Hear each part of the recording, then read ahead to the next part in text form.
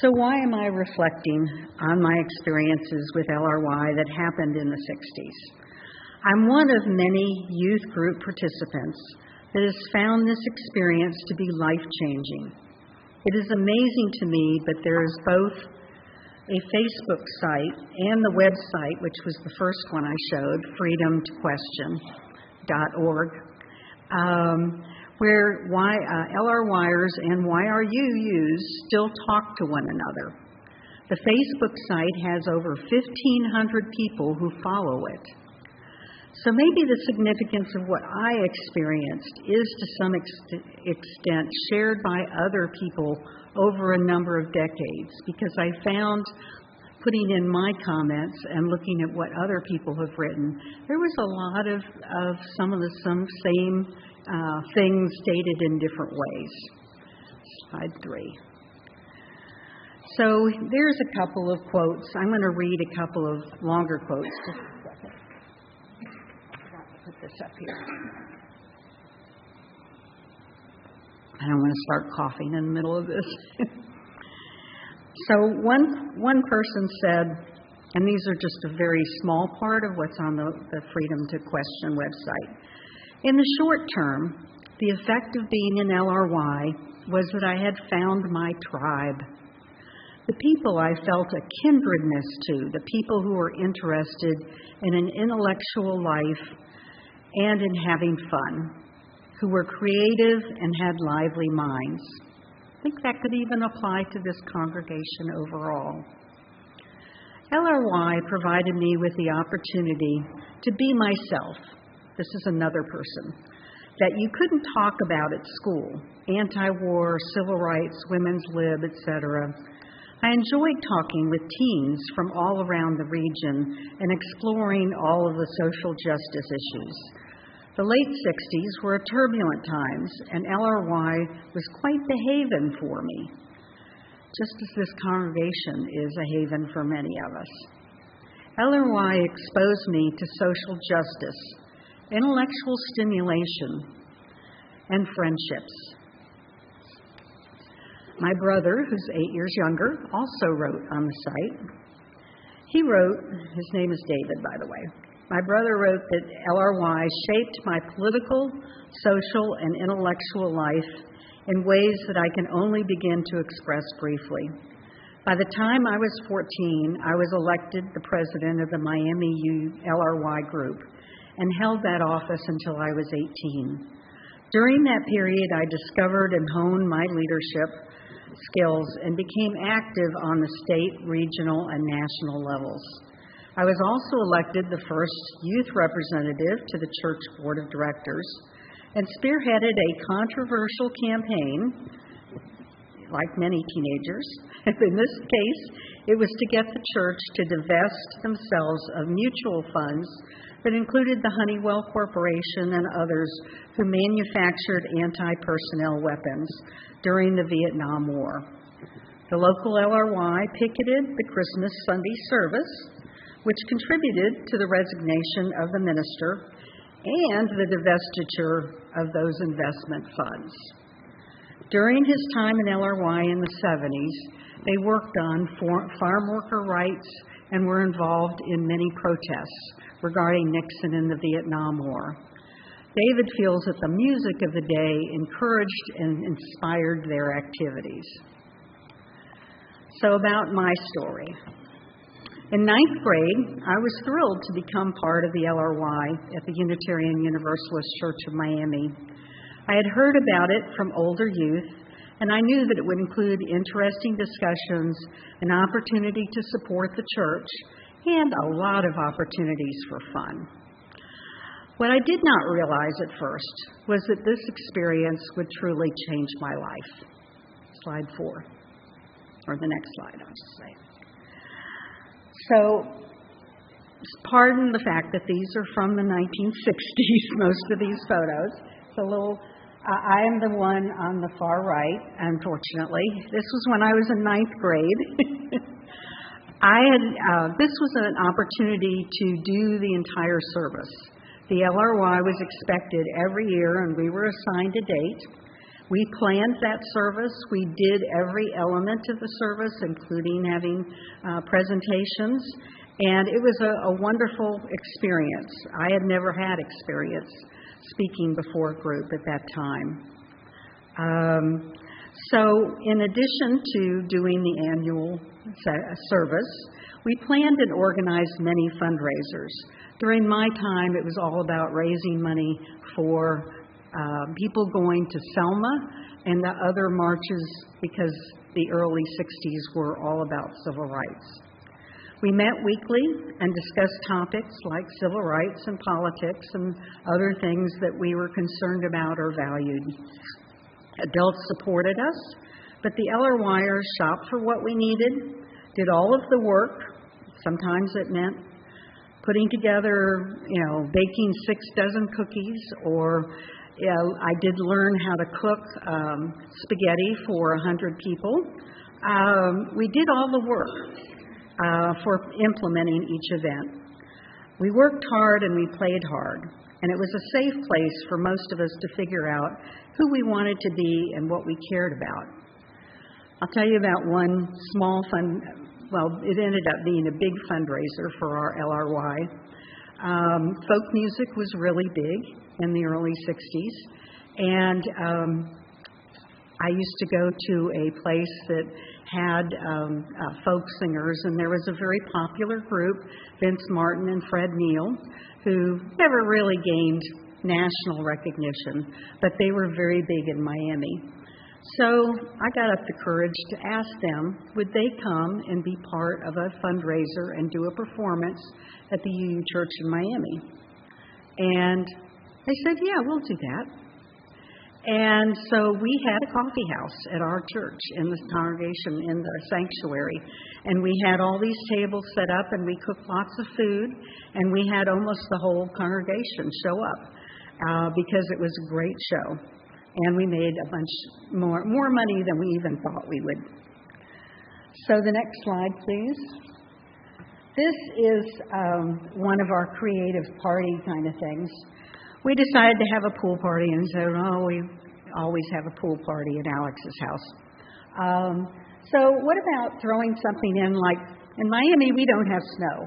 So we trucked in a couple of tons, I don't know how much it was, of snow that was on my front lawn, our parents' front lawn. And we played in the snow, and we did snowball fights, which people in Miami don't get to do very often. And then we'd run to the back and jump in the pool. So they were lots of fun, and we had a good time, and I don't think I am in that photo because I was probably taking it. So next slide. This is me in 11th grade in front of the religious education building at the Miami Church, which a few of you will recognize because I know a few other people have attended that Miami Church where it is now. LRY planned and organized many events. We talked about that before. Sorry, I kept moving things around, and apparently I kept another paragraph in the same. Okay, let's see. Next slide. In the fall of 1963, well, actually, it referred to the other one. I was in 11th grade, and I was LRY president. One Sunday, the RE director stopped me as I headed into the room where we met and said, she had recruited a new advisor for us because we had actually lost one the previous school year. And she thought I would like him. He was a former member of LRY just a few years before. He was in college. And when Jay Furnari walked into the meeting room, I immediately knew he was a special person. If you're familiar with South Pacific and the song Some Enchanted Evening, well, that was me. I immediately thought, this is somebody that I need to get to know. Our parents knew each other, and even though there were 5 years difference in our age, we were allowed to date. I was 15, and he was 20. Jay was the love of my life. But he didn't become my husband until 1997 when we were married here in this building. Next slide. Oops, lost one somehow. Oh, maybe that was the previous one. The previous one, sorry, I got ahead of myself, was of my junior-senior prom when I was 16 and he was 21. And then we were allowed to go to the junior-senior prom, and we had a wonderful time that evening. Unfortunately, he broke up with me just a couple of weeks after that. Also, in that very eventful, my 11th grade year, the KKK burned a cross 20 yards from the pulpit of the Miami church. My father, who was president of the congregation at the time, was called by the FBI at 2 a.m. to go to the scene. While it was shocking to see the remains of that cross in that big burned area in front of our church, most of the LRY members thought, okay, we are really doing something. We are promoting civil rights. We have, clearly shown who we are, and they don't like it. And that's okay with us. I was also involved in organizing a federation of LRYs around the South, Florida area, and that would meet to share ideas and support each other and help the LRY grow. This is a slide, even though it's very fuzzy, but you'll understand why in a second. This was a regional conference at Black Mountain in the Blue Ridge Mountains. So even if I had been a decent photographer, which I wasn't, that would still probably be a little blurry. It was where the LRYers met. The adults were in another building on the same campus. It was a YWCA camp at Black Mountain. And it was quite an event. At the end of the event, the Y said, after having had us there for several years, we don't want your group to rebook next year. But it wasn't the LRYers that caused that to happen. It was the adults. It was their behavior that got us thrown out of that camp. So I attended many conferences. Let's go on to the next slide. But at that conference, one night, towards the end of the event, I was feeling a little depressed. Not unusual for a teenager. We were scheduled that night to climb the mountain starting around midnight so that we could see the sunrise in the morning. I was not sure that I would be able to climb the mountain, and I was thinking about not going. I confided those feelings and thoughts in another LRYer, who I actually didn't know very well. And he said, you should go up the mountain with us. He had my back the entire time, pushing me forward when I needed it, even though it was not an easy climb. It was one of the many times in LRY activities when I felt cared for and encouraged by other members. Next slide. Oh, but that was the top of the mountain. But I couldn't show you the sunrise because it was so foggy that we never really saw the sunrise. We got up there, it was an accomplishment, but there wasn't really any sunrise. In 1965, when I was that was the year I graduated high school, I was selected as one of 4 LRY participants to go to IRF, which I think stood for International Religious Federation, in Scotland, with a number of the college-age SRL, which is Student Religious Liberals. That was the college sort of adjunct to LRY. Participants came mostly from Europe, including Germany, the UK, Switzerland, Netherlands, and Poland. We stayed in this beautiful castle for a week, and then we had choices of how to spend the second week. Some people went down the river on boats, and they had a variety of different opportunities. Since I was paying most of my own expenses for this event, except for the airfare, I chose the least expensive. And so I went to Liverpool, and we worked at a UU mission. How many of you know that there is UU missions? There were, and I think there still are some in Europe. And they had this room, and it was the dirtiest, sootiest room. At the time, London had a real problem, and Liverpool as well had a lot of black stuff in the air. And this room was totally covered in black stuff. And they wanted to make it into a teen room. So about 20 of us who had come from the conference cleaned it, washed it, painted it, fixed it all up for a teen room. And that was a fun event. So LRY, LRY was an incredible experience. I stayed involved until I graduated from high school because it was interesting, fun, and an opportunity to be accepted. Like many people, I was not in the in-group in high school, and my liberal beliefs were not shared by many of my peers. So LRY was a place where I could be a leader, be heard, and be with people who accepted me for who I was. I developed many friendships through LRY and had many great experiences that shaped me later. LRY influenced me to seek a degree in sociology and seek jobs that would help me make a difference on issues that I cared about.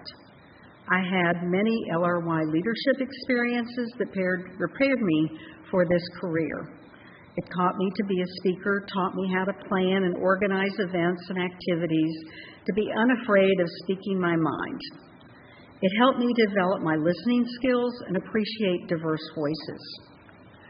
As part of developing this presentation, I thought a lot about, well, what are the things that contributed to those results and to the results of other LRYers?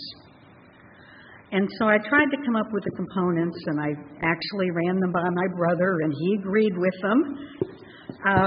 So what I think the components are that we had dedicated advisors who were skilled at supporting us, who guided us, but they were okay with us making mistakes.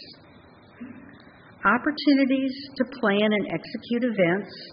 For example, I talked about the service that we did every year and the fundraisers.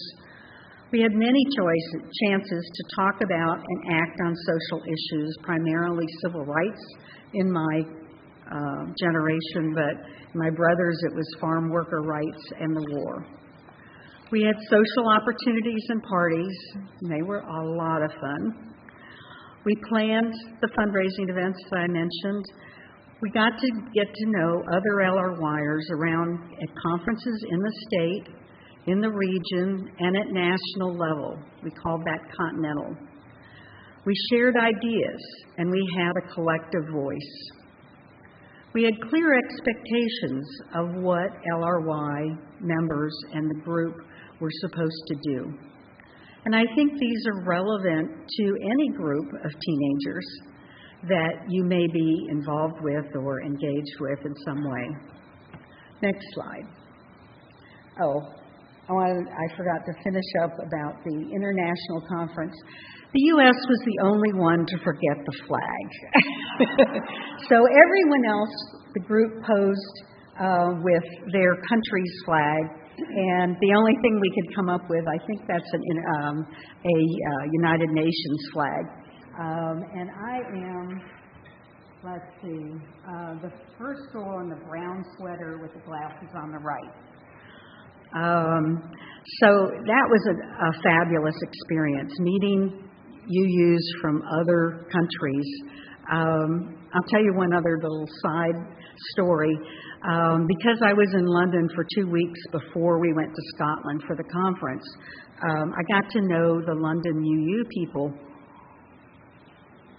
And a couple of days before we were to get on the train, or maybe it was the day before we got on the train, they said, hey, we've got this guy from Holland coming in, and he wants a tour of London. And you've been all around London now in the last 2 weeks. How about you take him? Because we're all busy getting ready to go. And I said, sure, why not? And he's this 6-foot guy plus with wooden shoes, and I'm a little person, and we are walking around the various museums and galleries in London together. And he was a great person. He was a lot of fun. He also went to Liverpool with us. So next slide. Make sure I know where I am. Okay. When in college at FSU, I was fortunate that at the time, the UU Church of Tallahassee was actually on the campus of the university, which helped because I didn't have a car. It was easy to walk to from my dorm. Because there was an SRL or college age group at FSU at the time, I became friends with another student who happened to be active in student government. And one day he called me and asked if he could come meet with me privately.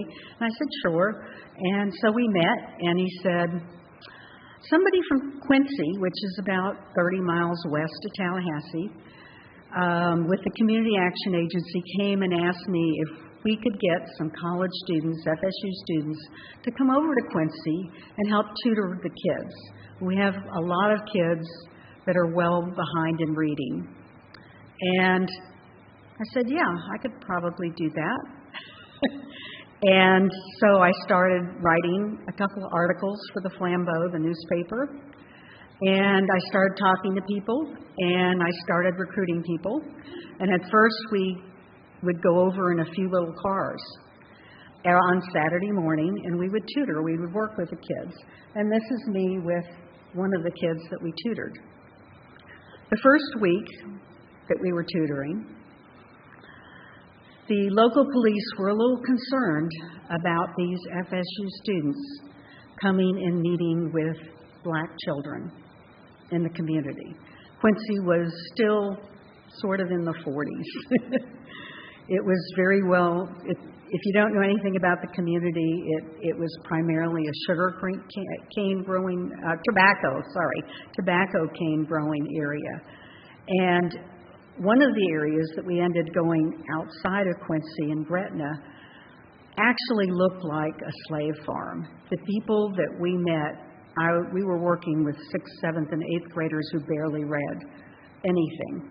And they lived in wood shacks on the plantation.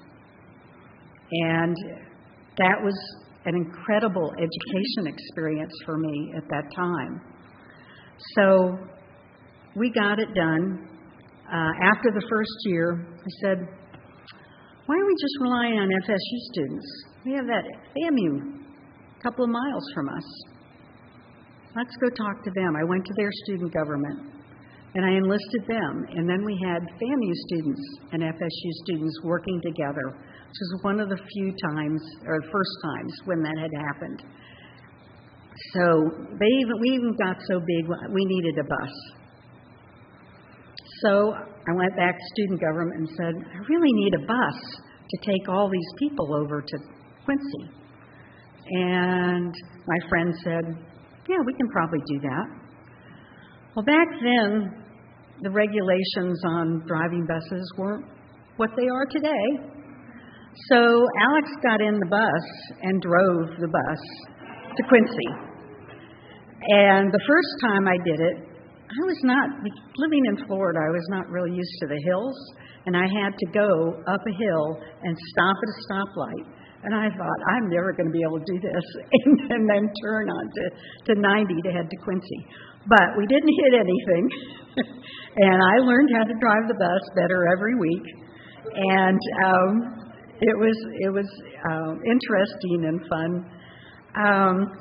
This led to my very first job with the state of Florida.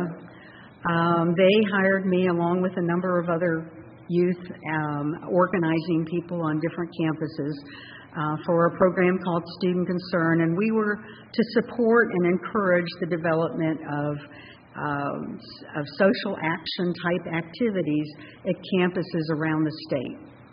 So back in the 60s, I went to campuses from Jacksonville to Pensacola, and then I came down to Tampa the second year and worked Tampa to Fort Myers over to Avon Park. And I went to every campus at the time and visited and talked to student government people and helped to organize volunteer programs. So why did LRY go away? Because it doesn't exist today. It would be easy to blame bad behavior on the part of teens, like sex and drugs. But it was more complicated than that. Historically, LRY and earlier youth groups in both the Unitarian and Universalist congregation had that autonomy I talked about from the local churches and the UUA. They didn't run us. And when those congregations felt that LRY was getting out of control, had too many kids that didn't have parents in the congregation, whatever, many tried to step in. As with many UU issues, the exact circumstances of LRY's end is complex and controversial. Some say LRY was abolished because of the lack of interest by local congregations. Others viewed it as part of a conspiracy to undermine the youth leadership. I won't weigh in on kind of where I stand, but it's probably somewhere in the middle of that. The tensions in local congregations quickly became national, and in 1982, LRY was abolished, and it was replaced by Young Religious Unitarian Universalists, YRUU. The Continental YRUU was later abolished in 2009. I think this is significant because the Continental Conference was key to having a national voice for youth, and that has been lost. I'm aware that not everyone had experiences that were just like mine, and I am amazed that there are so many similar thoughts. If you go to the first website, freedomtoquestion.org, there's little excerpts under each decade of what people have said, and then you can go into the whole document because we each were asked to fill out a survey. And I found it amazing to read all of the different experiences. My daughter was involved in YRUU in this church 2 different times, once in middle school, and she said that experience was really not a good experience for her for a variety of reasons. And then she was involved a little bit later, I think in around 10th grade or 11th grade in the YRUU, and she said that was a good experience. So depending on things that were happening at the time and whether the group had support, there are people who did not have a good experience, as well as those like me who feel that it was an incredible experience. I did ask her, well, did you do a service? I don't remember that. And she said no. And I said, did you do fundraisers? Did you do social action activities in the community? She said no. I said, what did you do? And she said, oh, mostly we sat around and talked, and we didn't really do anything. And so I think that it's important in whatever youth groups you have an opportunity to interact with to encourage them to do something. I'm going to finish with the next slide, which is Jay and I at our wedding here in this room in 1998. And I couldn't find one of us and the minister. So go to the next slide. There's Barbara Childs, who conducted our wedding. And for those of you who might remember her, she was a lovely person, and we were so thrilled. Oh, you might have noticed the dress that we had. We had kind of a 60s style wedding because we thought that would be appropriate. So that concludes my presentation, and I hope that you found something in it of use.